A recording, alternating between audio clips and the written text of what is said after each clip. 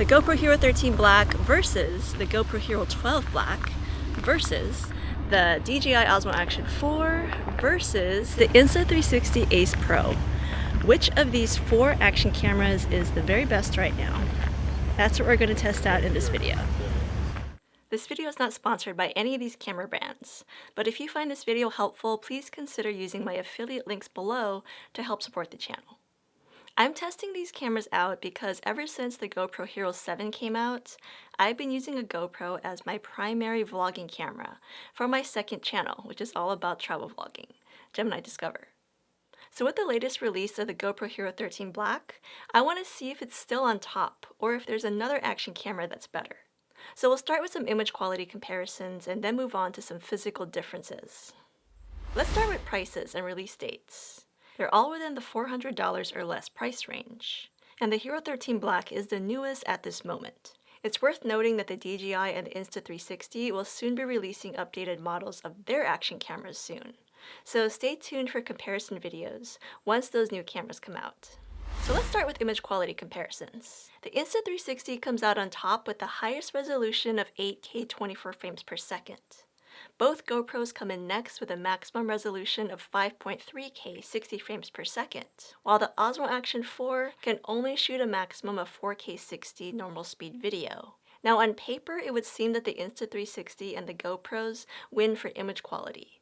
But to be real, I never shoot in 8K or 5K on either device. I only do it when I'm making these comparison videos. That's because shooting in 8K and 5K takes up tons of storage space, and there are very few devices out there that can even display 8K or 5K footage. So I think it's more realistic to compare the 4K footage of these cameras, since that's what a majority of us will be shooting. So the main reason why having more resolution on your camera can be helpful is when you want to crop into an image, and the Ace Pro and the GoPros offer this in the form of aspect ratios. On the Hero 12 and 13, you can shoot in 8:7. Or in the Hero 13, you can even shoot in 1:1 when using the new ultra-wide lens. This allows you to crop into that image horizontally or vertically in post-production, so you don't have to worry about changing the aspect ratio or flipping the camera on its side when you're shooting. Similarly, the Ace Pro has a freeform video mode, which lets you achieve more or less the same thing. Now, the Osmo Action 4 is the only camera without a flexible aspect ratio setting, but it does come with a cage that lets you magnetically attach the camera horizontally or vertically. This is something that neither the GoPro or the Insta360 offer for their cameras. Now let's talk high dynamic range or HDR mode. Every camera here, except for the DJI Osmo Action 4, has HDR mode, which is helpful to use in really bright conditions to balance out the lighting. Now the first thing I notice is that the new HLG HDR color profile on the Hero 13 is noticeably better than the non-HLG HDR on the Hero 12. The image is overall brighter and I see more details in the shadows. The Ace Pro's active HDR mode also does a great job of balancing out the shadows. But notice the difference between shooting in the Ace Pro's matrix metering versus the face priority metering. This metering mode is available even when shooting in non-HDR footage on the Ace Pro, but it seems to make a pretty big difference if there's a face in your shot, so be sure to select this if filming a person on the Ace Pro. Now let's talk about the log color profile, which results in a video with stripped down colors and contrast, so you can add a LUT or color grade footage to your liking in post-production. The GoPros and the DJI offer log shooting, and I think the log quality in the Hero 13 has improved over the 12. It just seems a lot flatter, so you can have more of an impact when you color grade the footage. Now log is more of a pro level feature, but it gives you far more control over the final look of your image. And the Insta360 Ace Pro is the only camera here that lacks a log color profile. It does have a flat color profile, but it's not quite as impactful as shooting in log. Similarly, the Ace Pro also does not offer 10-bit color, whereas the other action cameras here do. Next up is slow motion. Now all of these cameras can shoot in up to 4K 120 frames per second slow motion. I think the GoPro has the better colors here, while the DJI has sharper slow motion footage. In comparison, the Ace Pro slow motion footage has a slight drop in image quality. Now for super slow motion, both GoPros can shoot in up to 2.7K 240 frames per second, while the DJI and Insta are capped at 1080p 240 frames per second. Similarly, I think the GoPro and the DJI Super Slow Motion looks a lot crisper and has overall better image quality compared to the Ace Pro. Now, brand new on the GoPro Hero 13 is a burst slow motion shooting mode that lets you shoot in 5K 120 frames per second or up to 400 frames per second, but at the cost of shooting for shorter periods of time and in lower resolutions. So I would use these modes very selectively. As action cameras, they all have a form of built-in stabilization, so you don't have to use a gimbal to get ultra-stable footage. Hypersmooth, as it's called in the GoPro, is the same on the Hero 12 and the 13. And overall, I think all of these cameras do a stellar job of keeping the shot stable. I mean, do you think that one looks more stable than the other? I really don't see a huge difference between them all. Next, let's talk field of view, or FOV. Now, one notable release alongside the GoPro Hero 13 is a new detachable macro lens with a focusing ring, so you can manually change the focus distance from 2.46 feet to 4.33 inches. This allows you to shoot really close to your subject, which is something that you can't do on any of these other action cameras here. Now, the GoPro Hero 12 and 13 both have interchangeable lenses that let you get ultra-wide. The ultra-wide focal length is the same on both cameras, and it's noticeably wider than the DJI and the Ace Pro, but at the cost of causing severe distortions on the sides. Now, this can be useful and less noticeable in certain filming scenarios, especially if you have a subject in the center. But if you want to film video without that fisheye effect, you can choose the linear or de-warp field of view on any of these cameras for a more normal look. Now, in case you're curious about the GoPro lenses, the new macro and ultra-wide lenses also feature auto detect, so they automatically adjust camera settings when they're attached. They're also only compatible with the Hero 13. They are not backwards compatible. Now, the ultra-wide lens is also very similar to the GoPro Max Lens Mod 2.0. It even has the same max field of view, but the main difference is that auto-detect feature, plus the ability to shoot in the 1:1 aspect ratio. Next up is everyone's favorite image quality topic, low lighting. Now, first up, let me say that all of these action cameras are truly meant to be used outdoors in bright light. They are tiny, so it's not really reasonable to expect them to shoot really well in low light. And to be honest, I never shoot in low light with action cameras unless I'm conducting these comparison tests. You can see right away that most of these cameras struggle in low light. The camera sensor is the same on the Hero 12 and the 13, so there's no noticeable difference in their image quality. The Osmo Action 4 does have a larger sensor than the GoPros, and it even has a low light shooting mode. It definitely retains more details and has better sharpness and stabilization compared to GoPro. But the Insta360 Ace Pro is the clear winner here. This is shot using the pure video low light shooting mode, and the image quality is by far the best. But note that even this camera has its low light limits. Still, it's not bad for an action camera. Finally, before we move on to the physical comparisons and battery life, let's talk about audio, starting with the built-in microphone quality. And this is an audio test with standard audio on all of the cameras. The thing that's different here is that the Hero 13 Black now has a voice mode using those built-in internal microphones. So now I have the voice mode activated on the Hero 13 Black. So this is what it sounds like. This is an audio test of 4 action cameras on a beach. This is an audio test of 4 action cameras on a beach. This is an audio test of 4 action cameras on a beach. This is an audio test of 4 action cameras on a beach.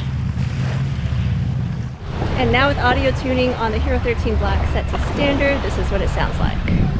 This is an audio test of 4 action cameras on the beach, all in standard audio mode. This is an audio test of 4 action cameras on the beach, all in standard audio mode. This is an audio test of 4 action cameras on the beach, all in standard audio mode. This is an audio test of 4 action cameras on the beach, all in standard audio mode. Now, if you want to add an external microphone to any of these cameras, you should know that none of them have that 3.5mm microphone jack built in. but you can get it for either one of the GoPros via the GoPro Media Mod, which is also compatible with the Hero 13. This offers enhanced microphones, as well as cold shoe mounts for adding accessories. You'd have to buy a cage for any of these other cameras to add cold shoe mounts. This is an audio test of the GoPro Hero 13 Black inside of the Media Mod, using the Media Mod built-in microphones. This is what it sounds like. But back to microphones. All of these cameras, except for the GoPro Hero 12, let you connect a Bluetooth wireless microphone, such as the DJI Mic 2. Now the Hero 12 does have Bluetooth accessory connectivity, but I personally was never able to connect my DJI Mic 2. Now in the Hero 13, it connects seamlessly. So let's hear the audio quality difference. This is an audio test of the GoPro Hero 13 Black connected wirelessly to the DJI Mic 2 transmitter via Bluetooth. I have tried to do internal recording on my transmitter. I've tried with 3 different transmitters, and I cannot enable internal recording when it's connected to the GoPro, so I can't compare the better audio quality coming out of the transmitter. Maybe it's my mistake, but interesting finding so far. Now recording audio to the Insta360 Ace Pro via the DJI Mic 2 transmitter, which is connected wirelessly via Bluetooth, but once again, I am not able to enable internal recording to the transmitter, so we cannot hear if there's an audio difference. And this is an audio test of the DJI Osmo Action 4 with the DJI Mic 2 wirelessly connected. This is what it sounds like. And on this camera, I was able to enable internal recording on the transmitter. So here's what the audio sounds like on the transmitter. Do you hear a difference in quality? So I think this might be a new issue, but currently I cannot enable internal recording on the DJI Mic 2 when it's connected wirelessly to the Ace Pro. But I can do that when I'm connected to the GoPro or the DJI. So let me know if it's just me who's unable to do that. In terms of physical size and weight, the Insta360 Ace Pro is the biggest and heaviest at 179.8 grams. DJI is the lightest at 145 grams, and the GoPros are in the middle. All of these cameras are rugged and waterproof, built to take a beating. But while the GoPro and the Ace Pro can go 33 feet underwater without an extra housing, the Osmo Action 4 can go down to 59 feet, so quite a bit deeper. The front lens filter is also removable for all of the cameras except for the Ace Pro, which can be a bummer if you crack it because it can't easily be replaced. Now, all of these cameras are operated via the large touchscreen, and it's relatively easy to figure out where all the camera settings are. But I would say that the GoPros have the best interface for 2 reasons. Number 1, it offers an easy mode that hides the Pro settings, or a Pro mode that unlocks the advanced settings. And number 2, pretty much all of your important image quality settings can be adjusted in one place, whereas the other cameras have these settings scattered in several different locations on the camera. The new Hero 13 Black is also the only action camera here that lets you custom name your presets in the camera. The GoPro Hero 13 Black also brings back GPS, which was mysteriously taken out of the Hero 12, but it was present on previous GoPros. For the DJI and the Insta, you have to buy a separate accessory to add GPS to the cameras. All of these cameras have front-facing screens, of sorts. The Ace Pro's has to be flipped up if you want to see it from the front of the camera. So technically, it's the biggest front-facing screen that also has a touch screen. The rest of these cameras have smaller square-shaped front screens. Now of these cameras, only the Osmo Action 4's is a touch screen, making it handy for adjusting settings while in front of the camera. Both the GoPro Hero 12 Black and Hero 13 Black do not have front-facing touchscreens. Now let's talk about the magnetic quick release, because that was one of the highlights. Now unlike the Hero 12, which has no magnetic quick release, the Hero 13 finally has one, and it lets you attach the camera in any direction. The Ace Pro and the DJI mounts only let you attach the camera if it's facing in the correct direction. The other plus to the GoPro mount is that in addition to the magnetic mount, it retains the 1/4-20 hole that first appeared on the Hero 12, and the original GoPro folding fingers to give you a variety of mounting options. The DJI and the Ace Pro only have magnetic mounts, so you have to use the corresponding adapters to actually attach the camera to a mount. Now of these options, I prefer the Insta360s the most, because similar to the Hero 13, it lets you choose between the 1/4-20 mount or the folding fingers, while the DJI only has the fingers, and they're not even foldable. Now the final comparison point I want to end on is battery life and overheating. So the GoPro Hero 13 comes with a brand new 1900 milliamp hour battery, which promises roughly 10% more battery life compared to the older Enduro battery. The bad news is that this new battery does not work with the older GoPros, and the older white and blue batteries also do not work with the Hero 13.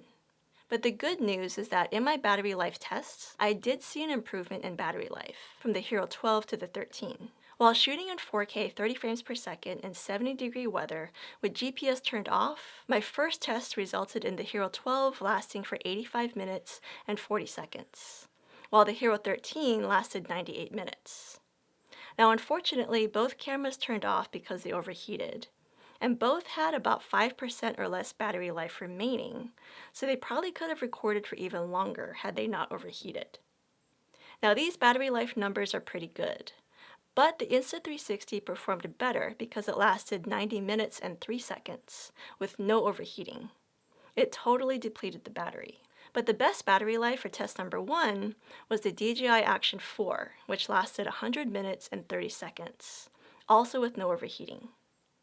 But just to double check, I ran the battery life test again. The GoPro Hero 13 lasted 92 minutes and 19 seconds, this time with no overheating, while the Hero 12 lasted 81 minutes and 20 seconds, but it still overheated. The Ace Pro went for 88 minutes and 8 seconds, and the Action 4 once again lasted the longest for 102 minutes and 4 seconds. Both the DJI and the Ace Pro did not overheat at all. So the Hero 13 seems to have indeed improved the battery life, but overheating is still a risk because it happened 1 out of 2 times for me. Let's talk about one more feature that's battery life related, which is fast charging. The Ace Pro and the Action 4 both offer fast charging if you buy certain accessories, but neither GoPro model or battery type has fast charging, which is a real bummer.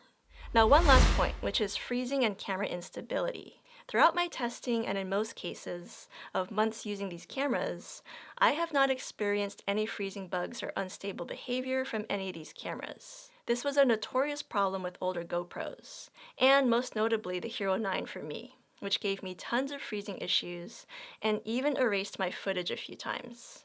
But ever since GoPro updated the sensor and the processor in the Hero 10, I've seen very few, if any, freezing bugs on my GoPros. The Hero 12 and 13 in particular have been bug-free, for me at least. So in conclusion, which of these is the best action camera? Based on the price and image quality, I don't think you can go wrong with any of these cameras. In most cases, they'll give you really high quality footage.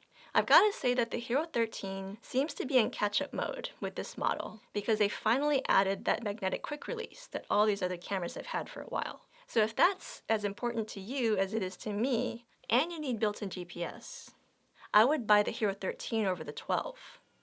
I also really like the new GoPro macro lens, and I'd bet that one day GoPro will also release a telephoto lens too. But it is a bad sign that both the new GoPro lenses and the battery are not backwards compatible, so it might make me hesitant to invest in a brand if I hadn't already. For future compatibility of accessories, I would bank on the DJI being a more stable choice. I also love their front-facing touchscreen and the improved low-light performance over the GoPro. And it honestly does not even bother me that the DJI can't shoot in 5K or 8K. Speaking of, the Ace Pro is the best choice if you need the absolute best image quality in low lighting. It vastly outperforms the other cameras here. But the Ace Pro is also the biggest and heaviest camera, and it's the first generation of Insta360's action camera line, so the compatibility of accessories and the overall support for this camera are unknown at this point. So for me, it would be between the GoPro Hero 13 and the DJI Osmo Action 4. But like I said in the beginning, DJI and Insta360 are expected to release brand new models very soon. So you might want to stay tuned for more information on those cameras and my comparison video before making a choice. Let me know your thoughts in the comments down below. Thank you so much for watching, and I will see you in the next video.